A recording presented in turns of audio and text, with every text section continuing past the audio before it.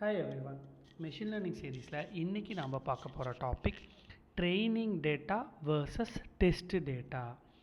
Why it is matter, இது ஏன் முக்கியம் அப்படின்னா, நார்மலாக நம்ம மிஷின் லேர்னிங்னா என்ன சொல்லியிருந்தோம், ஒரு டேட்டா செட் இருக்கும். டேட்டா செட்னா என்ன, நம்ம என்ன வேலை பார்க்க போகிறோமோ அதை பற்றின டேட்டா ஃபுல்லாகவே அதில் அரேஞ்ச் ஆகி இருக்கும்.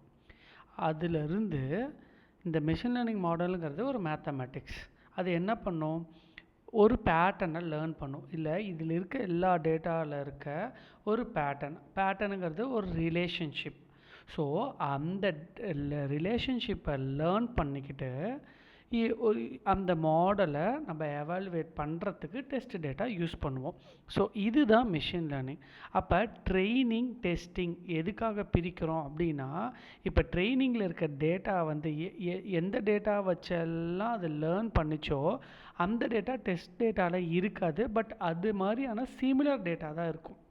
ஓகேவா, நம்ம லேர்ன் பண்ண டேட்டாவை வச்சே டெஸ்ட் பண்ணோன்னா மாடல் நல்ல ரிசல்ட் தான் கொடுக்கும்.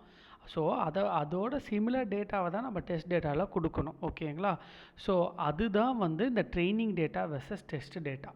ஸோ அப்போ ட்ரெயினிங் டேட்டானா என்னென்னா, நம்ம மாடலை லேர்ன் பண்ணுறதுக்கு கொடுக்கறது தான் ட்ரெயினிங் டேட்டா. ஒரு எக்ஸாம்பிளுக்கு எடுத்துக்கோமே, ஹவுஸ் ப்ரைஸ் ப்ரெடிக்ஷன்.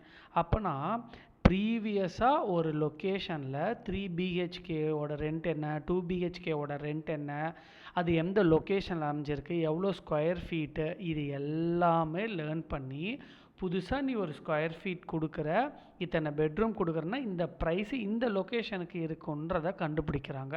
ஸோ அப்போ இந்த பாஸ்ட்டு ஹிஸ்ட்ரியை வந்து நான் ஒரு இடத்துல ஸ்டோர் பண்ணி வச்சுட்டு அதுலேருந்து ரிலேஷன்ஷிப்பை ஃபைண்ட் அவுட் பண்ணி இப்போ நியூ டேட்டா செட்டுக்கு கொடுக்குறேன்.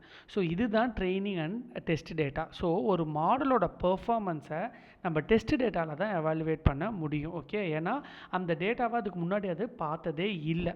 ஸோ மெஷின் லேர்னிங் பொறுத்த வரைக்கும் ட்ரெயினிங்கில் நல்ல அக்யூரசி வர்றது முக்கியம் கிடையாது. புதுசாக இந்த டேட்டாவை பார்த்ததே இல்லைல்ல, அதில் நல்ல பெர்ஃபார்மன்ஸ் வரணும், அதுதான் முக்கியம்.